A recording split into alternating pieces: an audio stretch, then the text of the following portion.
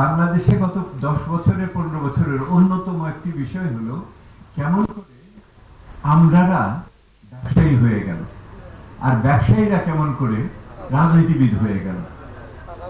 ঠিক বলছে কথাটা? তাতে অনেকে মনে করা যাচ্ছে ব্যবসায়ীরাই শুধু রাজনীতিবিদ হয় নাই, রাজনীতিবিদরাও ব্যবসায়ী হয়ে গেল। হ্যাঁ, এখন কোনটা বেশি কোনটা কম এটা দেখার ব্যাপার। এই যে আমরা বলি যে কেন হলো, একটা বড় কারণ হলো যে যে যার দায়িত্ব থেকে বের হয়ে গিয়ে অন্যান্য সুবিধা নিল। আরেকটা কথা সেদিন আসছিল, সেটা হলো যে এত পরিবর্তনের পরেও এখনো কোথায় যেন একটা ভীতি এবং আস্থাহীনতা কাজ করে। আপনারা তাই মনে করেন? আচ্ছা, তো আজকে আমি কি নিয়ে গেলাম? আজকে ওই আমার কলিগরা বলেছে নাগরিক সেবার ব্যাপারে আপনারা বহু আলোচনা করেছেন, কর থেকে আরম্ভ করে বিভিন্ন প্রকল্প ধরে অনেক আলোচনা হয়েছে। তার আমি নতুন দুটো আজকে থেকে আপনাদের জন্য যেটা নিয়ে যাচ্ছি আপনাদের কথার ভিতর থেকে, একটা হলো পুরোনো সিন্ডিকেটের বদলে আমরা তো নতুন সিন্ডিকেট চাই না। এটা তো হতে পারে না যে শুধুমাত্র আমরা রাজনীতির বদল করলাম না, শুধু রাজার বদল করে ফেললাম, এটা তো হতে পারে না। সেহেতু এই পুরোটার যারা আত্মত্যাগ করেছেন তাদের যে পরিবর্তনের চিন্তা, এই যে রাষ্ট্রীয় সংস্কারের চিন্তা, এটা হলো সেইটি যে আমরা এক অত্যাচারীর বদলে আরেক অত্যাচারী দিয়ে আমরা এটাকে বিকল্প হিসেবে দেখছি। এটা হলো 1 নম্বর। এটা তো আপনারা এক করলেন তোমার।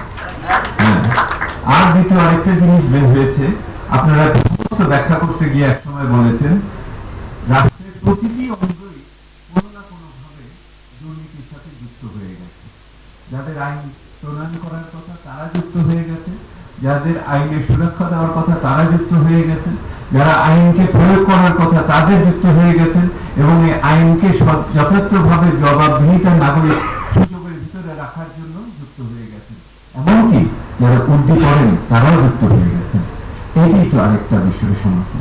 তাহলে এইটা দিয়ে বোঝা যায় সামগ্রিকভাবে আমরা যে সমস্যার মোকাবেলা করছি তার আয়তন, তার ব্যাপ্তি কত ব্যাপক এবং গভীর। তাহলে প্রতিটি মানুষের তাহলে এইটা পরিবর্তনের জন্য অংশগ্রহণ থাকবে। কেউ আমাদের জন্য করে দিয়ে যাবে এটা হবে না। আমাদের নিজেদের দায়িত্ব নিয়ে আমাদের নাগরিক অধিকারকে আমাদের উৎসর্গ করে নিতে হবে। ঠিক বলছি কিনা? এবং এটার জন্য একদিকে যেমন নির্বাচন একটা পদক্ষেপ, কিন্তু প্রতিনিয়ত নাগরিক সুবিধা দেওয়ার ক্ষেত্রে আমাদের প্রাপ্যটা আমাদের বুঝে নেওয়ার সুযোগ, এইটাই সুযোগ। এই সুযোগ যদি আমরা হারাই, আবার যে কোনোদিন খুঁজে পাবো কিনা এটা আমি জানি না। সিন্ডিকেটটা না থাকলে বা সিন্ডিকেটটা তুলে দেওয়ার ক্ষেত্রে কি করা যায়, বা সিন্ডিকেটটা না থাকলে ব্যবসাটা বা বিজনেসটা বা মানুষের মঙ্গলের জন্য কিভাবে কাজ করতে, এই বিষয়টা আমি বারবার ধরতে চেষ্টা করেছিলাম, সেটা আমি পাইনি আপনাদের কাছ থেকে। ট্যাক্স অ্যাসেসমেন্টের বিষয়টা আপনারা বলেছেন যে বিভিন্ন রকম ট্যাক্স অ্যাসেসমেন্ট হয়, বড়দের ক্ষেত্রে ট্যাক্স অ্যাসেসমেন্ট একরকম ভাবে হয়, ক্ষুদ্রদের ক্ষেত্রে আরেক রকম ভাবে হয়। This is very very true, যেটা খুব ভালো। নতুন কিছু বিজনেসের কথা বলেছেন, যেমন এই যে বিউরোক্রেসি এইটুকু নামটাই আছে। শিল্পের যে আমার ফসল সে বেড়ে ভোক্তা অধিদপ্তর থেকে একজন